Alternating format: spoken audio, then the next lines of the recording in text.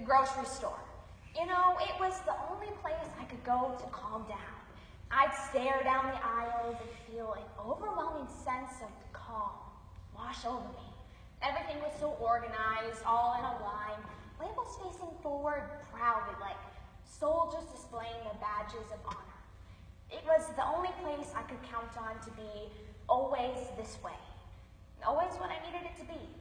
And you know, Scott did give me credit for my ability to shop on a tight budget. I took full advantage of all the specials and coupons as often as I could. And I beamed when he bragged to others about what a thrifty shopper I was. Isn't it funny the things we hold on to, but made me feel appreciated? How I learned to take the sprinkles of basic human kindness and turn them into pillars of love. As author S.J. Watson once said, it's difficult, isn't it, to see when you're in the absolute middle of something? It is only with hindsight that we can see things for what they truly are. Recognizing an unhealthy relationship is easier said than done, and escaping one is even more difficult. Hiding in Plain Sight by Sarah Gallardo. When I went shopping by myself, he'd pay attention to how long it took me and check the receipt when I got back. He'd check the timestamp at the top of the receipt and match the time I got home, making sure I didn't take any detours along the way. He was always watching, always keeping tabs, making sure things worked out the way he needed them to. At the time, I was finishing grooming school and waitressing at night. There were nights I'd catch glimpses of him standing outside the restaurant. Oh, he'd watch me interact with people. If I helped a male, he'd ask if I got his number or gave him mine. There were always accusations, but like a zombie, I denied reality. Took another hit, smack to the head, kick to the stomach. I was lost. People ask me all the time if I ever loved him, and I have to say yes. At one point, I did. As a child of parents who battled drug and alcohol addiction, I was empathetic toward his emotional situation. I tried to get him into counseling, keep a steady job, and go to church. I tried the best I could to create a family. I even moved from my beautiful, spacious apartment to a much smaller one around the corner. The landlord loved us right away because Scott played his usual stand-up guy and loving boyfriend routine, and it worked like a charm. Over time, however, the landlord became suspicious.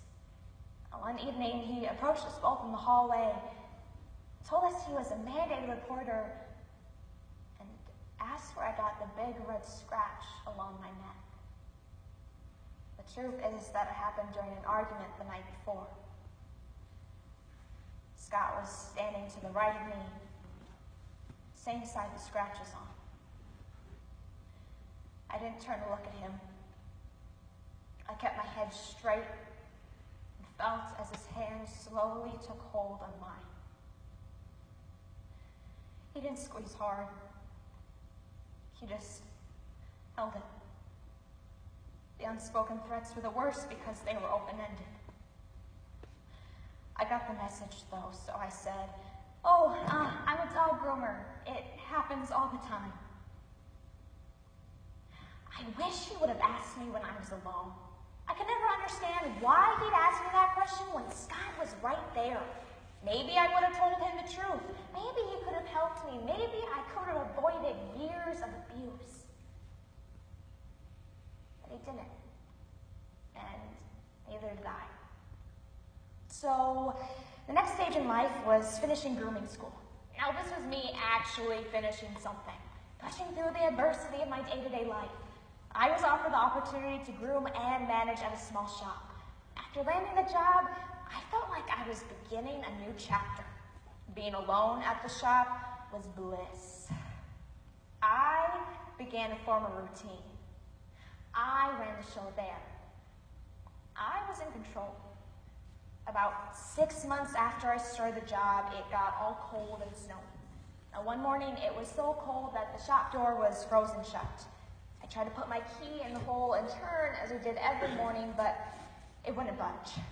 I was afraid the key would break off in the hole, and then I'd really be in trouble, so I put my things back in my car, got a book of matches from the glove compartment, and returned to the door. So here's the scene. Me in full winter clothes, crouched over, breathing warm air in the doorknob and switching to a lit match, rotating breath with fire, till the phone rang. It was Scott, wondering where I was and letting me know he was on his way. Great. I tried the door one more time, but it wouldn't budge.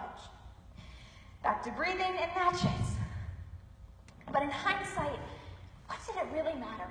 He had timed out my drive to work. I was strapped. If I unlocked the door and he arrived afterward, I wouldn't have any proof that I couldn't get in. But if I waited for him to show up, customers would witness his rage. I couldn't have that. Not at my precious shop, my peace away from chaos, the only place I felt safe and free.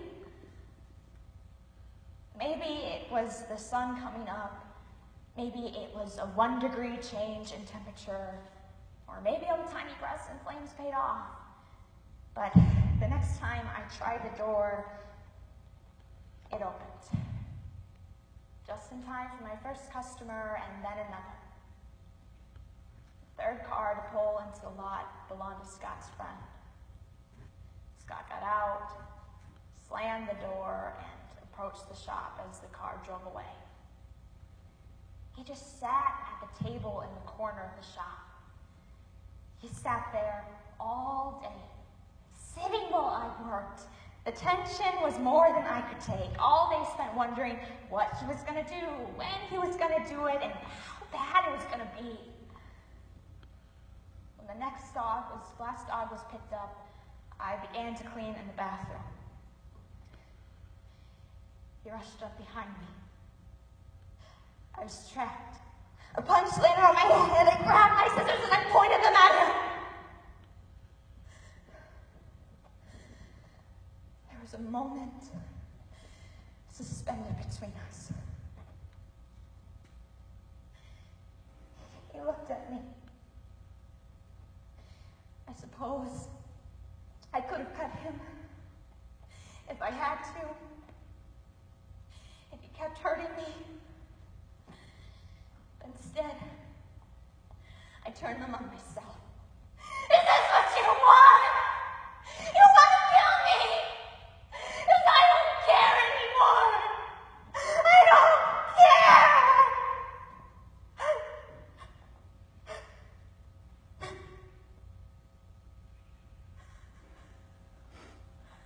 His face turned from anger to fear.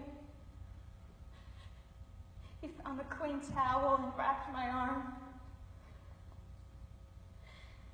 Called one of his friends and told him I was cutting myself. I was deemed mentally unstable. Yeah, I was the problem. After that, Scott came to work with me every day.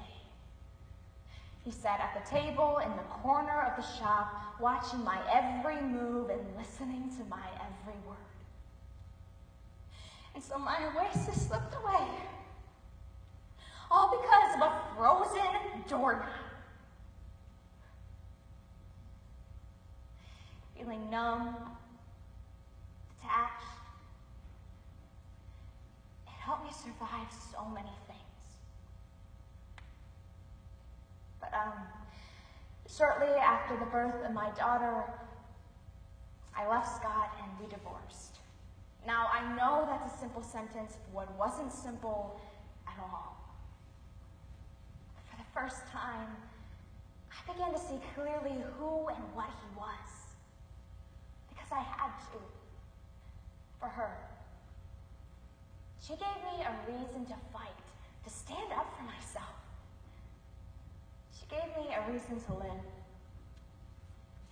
What I wish more than anything for him is healing. On good days.